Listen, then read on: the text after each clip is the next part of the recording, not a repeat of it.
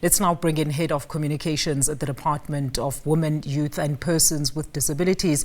That is Cassius Selala. Cassius, thank you so much for your time. Welcome to SA Today. So festive season comes with its own challenges, right? And although meant to be a time for family to show extra care for one another, this is often not the case for some neglected elderly persons with disabilities and the youth who might not even have caregivers for various reasons. But how vital is it for communities, relatives to look out for the most vulnerable in our society? Good afternoon, Valda. We really appeal to many of South Africans to look after the pride of women, youth and persons with disabilities because they are considered to be vulnerable groups. Why we so concerned about their well-being is because it's during this festive season that we seem to see a spike in acts of gender-based violence and intimate partner violence.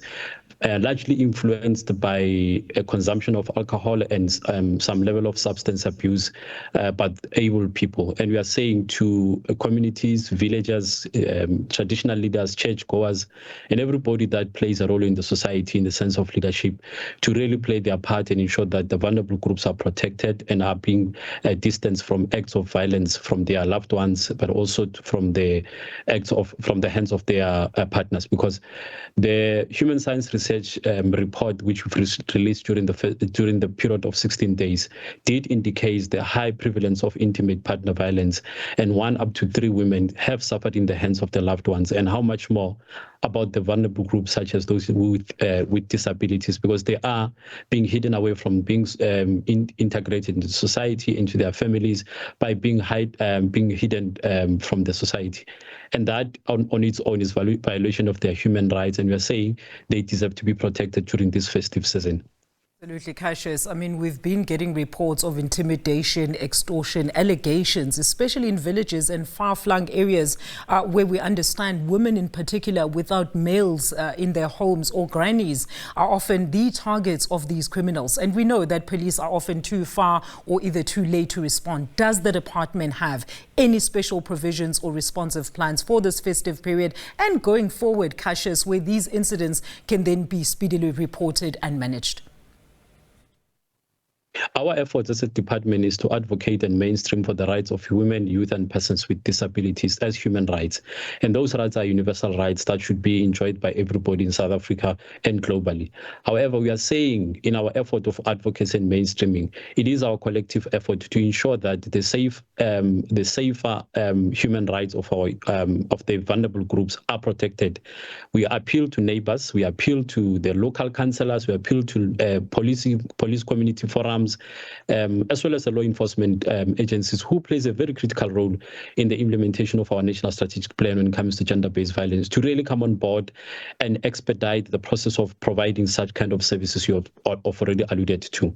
And if there will be such kind of active involvement in ensuring safer festive period for the loved ones, but particularly the vulnerable groups, we will be able to say we have responded to our endeavor of making sure that the rights of women, youth and persons with disabilities do find expression in every person's, including children, including persons living with disabilities, to ensure that once they are confronted with this kind of violation of their rights, they are able to report to their nearest police station, to their local councillors, to their traditional leaders, because there are different kinds of leadership, and those who are charged with the responsibility of leadership should be able to provide that elements of leadership and ensure that they educate their villagers, they educate their constituency on the importance of protecting human rights in general, irrespective of whether you are classified as a vulnerable groups. So now moving to youth now, Cassius, who do have families but often engage in exuberant behavior like reckless alcohol abuse, sexual behavior, which often puts them at very high risk of many factors.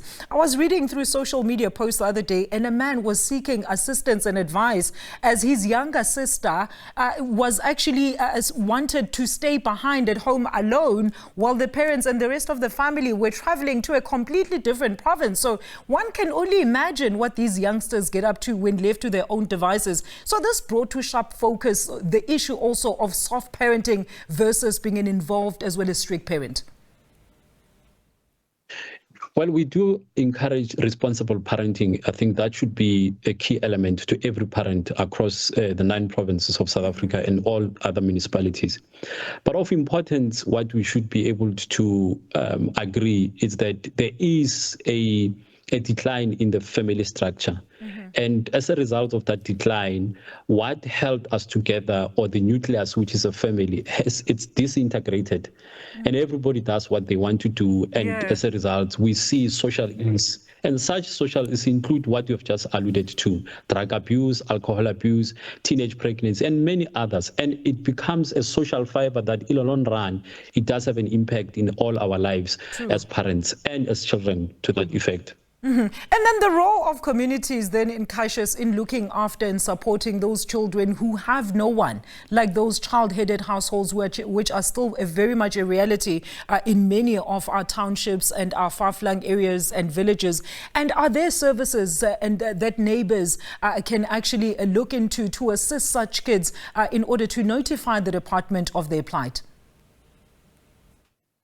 Look, the first response would be our police services. You can call the toll-free number when it comes to any cases of gender-based violence or any form of a suggestive abuse that is subjected to these vulnerable groups. You can call 08600 10111 or 0800 428 428. Those are the call center numbers that are at the hands of every South African to take advantage of them and call negligence, including that we have just spoken about, the negligence of parenting, wherein kids are being left alone, but parents who should be taking responsibility are out partying. And also because of social pressures that many other teenagers are subjected to by elderly persons for that matter, the syndrome of sugar daddies and sugar mamas that plays a very critical role in our collapse of this family structure and the social fiber. We are saying law enforcement agencies are there. There is almost in every district municipality or municipality as a police station, and those call center numbers are available for all South Africans. Cassius, thank you so much for your input this afternoon. Mr. Cassius Selala there is the head of communications at DWYPD.